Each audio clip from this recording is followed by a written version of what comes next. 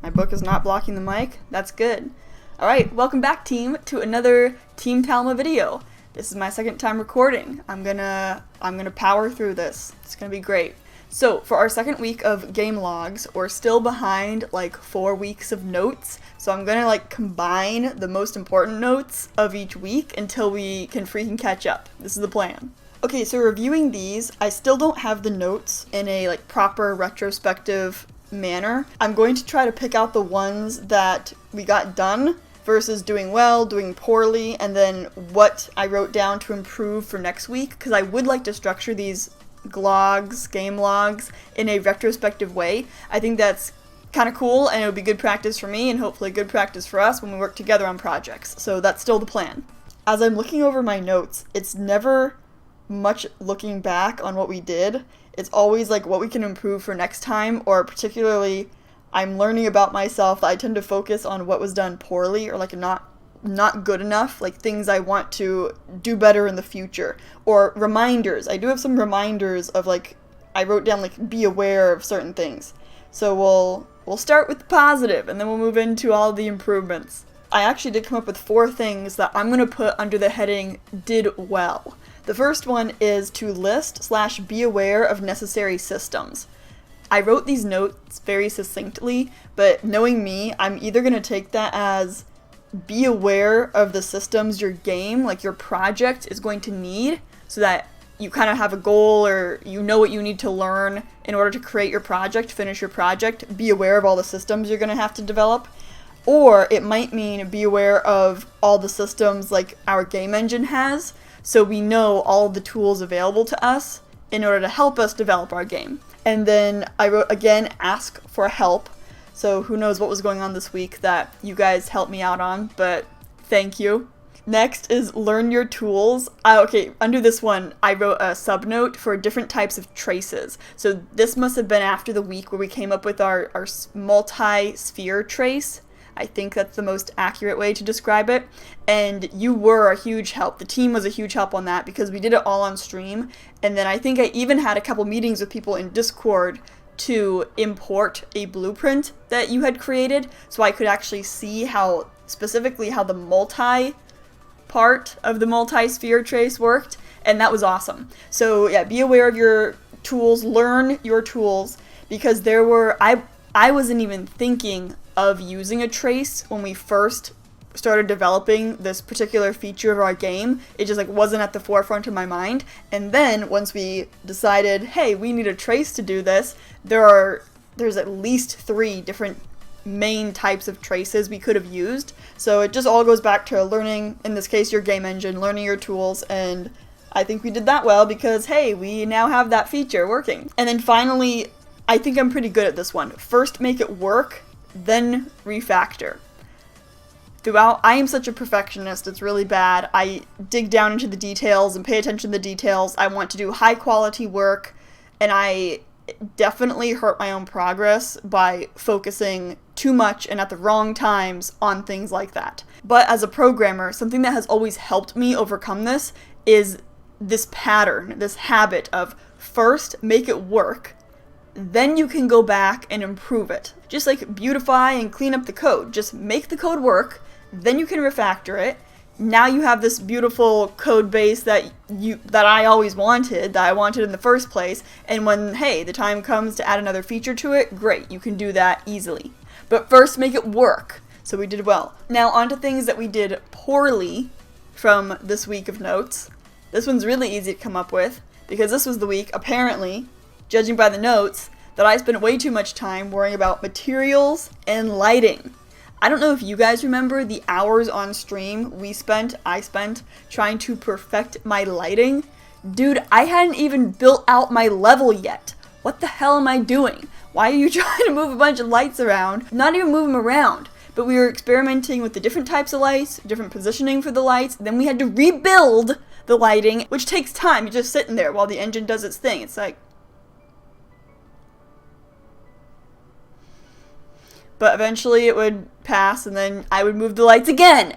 I also spent too much time worrying about materials. I do not fully understand materials. I would like to. I would like to know how to code really cool shaders, work inside the game engine with material assets, but the fact is, I don't. So why was I worrying about this when we didn't even have half of the game's functionality? Like maybe the MVP functionality. But honestly, judging by what our MVP backlog is looking like right now, no, it was less than half the functionality, and I'm worrying about art as a programmer. Don't do that. Next note, this is probably the most important one for any game designer, developer, person ever.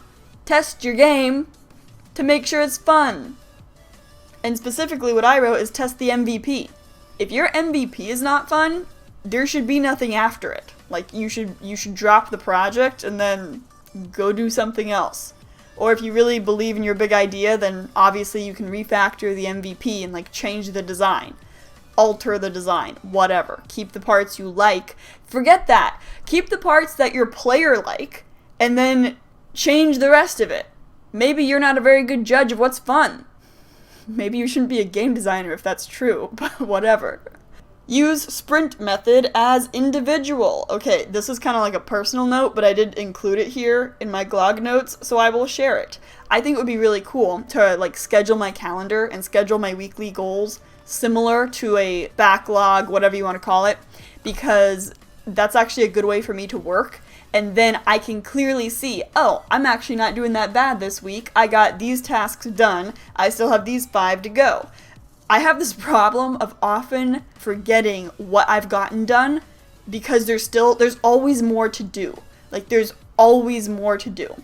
And you gotta celebrate the little victories. And you don't have to celebrate them in a big way. Give yourself time to go for a 5 or 10 minute walk. I mean, literally walk around your block for 5 minutes. Maybe you just want to breathe in some fresh air. Or give yourself time to listen to a favorite song. Buy a chocolate bar when you go shopping. Just like give yourself a moment. What you don't need to do is sit down in front of Netflix and binge watch 5 hours of random crap. That's bad. That's like something you get to do after you've launched the game and gone through launch week. And at that point, I say you earned it. But it's still better to go for a hike or something. I mean, hiking's way better than, like, being a couch potato. Oh yeah, this is something we failed. This is something we completely failed. Do not mess/change with your project files. What the heck is wrong with me? Now, in my defense, I don't think this was entirely my fault. Something broke when we updated our game engine from 4.24 to 4.25. I don't know what I had done to the project. We did start with a sample project and then converted that sample project into our main project. Maybe that had something to do with it. Or maybe when I was like poking and playing around with the engine project settings or editor settings, or we did do some C++, so I freaking set the default editor to be a different editor. Maybe I like changed a setting I should not have touched. But it was not a smooth transition. We basically had to re-import all of our blueprints. What, did we just re-import the level? Yeah, the level was like an asset. We just re-imported all of our game assets into a brand new project for Unreal 4.25. That was a pain in my ass. Don't do that. Don't mess with your project settings. Like seriously, what the heck's wrong with you? Something else we could have improved on, set up version control. I put this off not because it's not like super important, but because I didn't know how to do it in Unreal Engine, and I wasn't sure which version control software to use. There's Git, obviously. I'm a programmer. I love my Git. There's also some, what is it called? Subversion, which is like older. I would not suggest that. And then there's Perforce. Perforce is great. It is the gaming industry standard for version control as far as I'm aware. And that is because it's way easier for like artists and the designers to use than Git.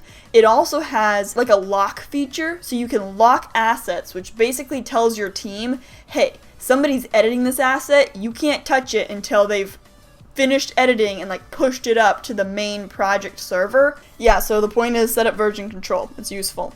Schedule periods of deep work. Okay, so this is something that, again, it's more of a personal note to myself, but I put it in the GLOG notes, so I will share it with you. I work on our current game project, the one I'm doing these GLOGs for, almost entirely on stream. If there's a problem, or if I'm having like a one-on-one meeting with one of you guys and we're working on a specific feature, then I'll do something off stream, but it's almost entirely on stream up to this point. I have been wanting to change that, and clearly it's been on my mind for a while, because I could get more done faster. Like we could get more done quicker, faster, whatever. We could be more efficient with our project if I put in deep work periods where I was just focused on developing the game, just focused on the game engine, whatever task was at hand, and I didn't have to worry about being live in front of the world or responding to the chat room, etc., etc. You guys are really awesome in the chat room. Like, we don't have any buttheads come into our chat ever, so yay you. Plus, when I get really focused, hopefully it's not totally boring, because I try to, like, think out loud when I'm on stream. That's how I've become a streamer. That's how I've learned to do it. And you guys are really aware of that, because I've noticed during those streams, and particularly during those moments of a stream, the chat room goes quiet too. And unless you guys are like in a conversation with each other, which sometimes happens, but it's like we'll all stop chatting, and then as soon as I begin responding to people, I'll get some responses back, and then we'll go quiet again. And then that just seems to be our pattern, and I really like it. I think it's pretty cool. I think scheduling periods of deep work, however, would also be beneficial, so I'll probably start doing that for this project, and definitely as we get to the point of like publishing it, there'll be more and more work to do. I'm going to say in private, like stuff I don't necessarily want to work on stream, so there's that to consider. Okay, so this section of doing things poorly versus improve for next time has kind of blended together, but the last one is definitely an improve for next time. So this is, we talked about it in the last glog, it's set smart goals. So set smart goals before stretch goals. That's specifically what I wrote. Determine your story point total. This also goes back to kind of running your life according to Agile methodology. For me, one of the benefits of setting smart, attainable, specifically attainable goals over stretch goals, which is the comparison in this case, is it lets you keep track of what you've gotten done, and it also lets you, like, on a mental and emotional level, like a psychological level, like build momentum. It's like, okay, I got 4 things done, now let's knock out that 5th thing. I mean, celebrate the little victories. Be grateful. It's almost like be grateful for what you have, or be grateful for, like, the skill level you're at, and, I mean, appreciate that. Appreciate what you can do. Like, there are some very small things that I'm sure we could all do. I certainly know I could. Like, I could do to improve my life right now, and I haven't done them today. Why is that? Like, I'm the kind of person who now I think, like, why did I not do that? Was it beneath me? I think a lot of times the reason people don't, like, make their bed is because they don't view it as important. It's like, it's not worthy of their time. And I get that. So I get wanting to be efficient and like cutting out all the like unnecessary tasks in your life, 100%. But if something is going to improve your life, don't cut it out. Like, do it. Just get it done. So I don't know if that's 100% on topic for the note I wrote down, but there's my little ramble of the day.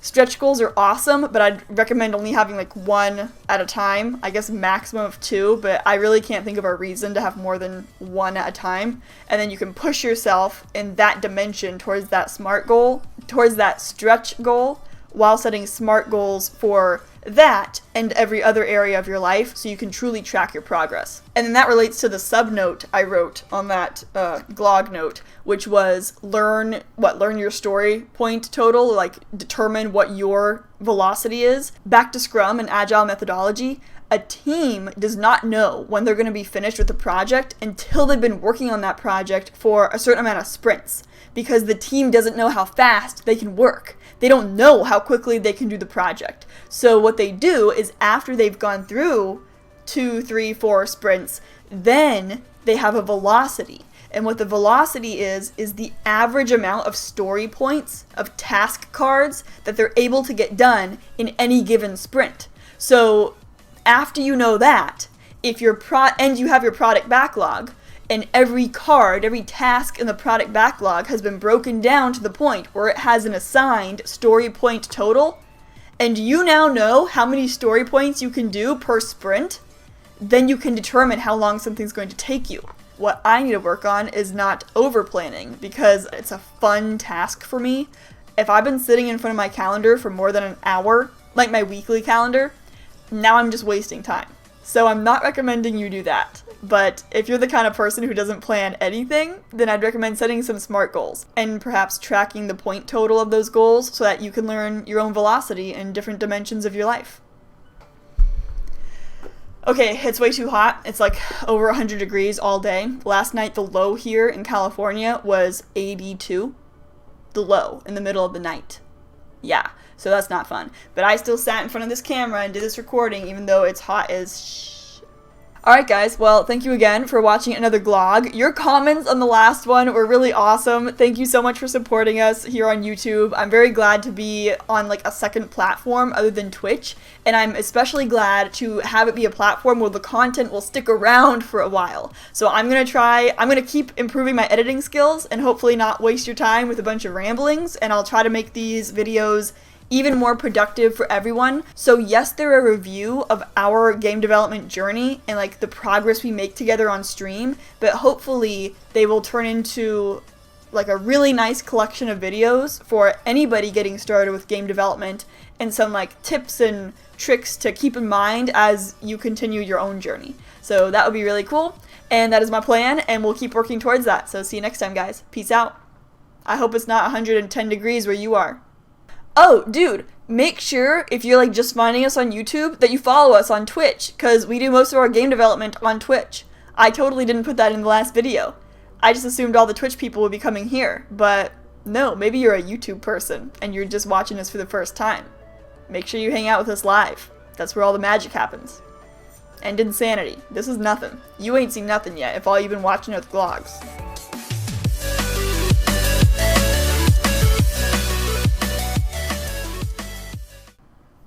Whatever.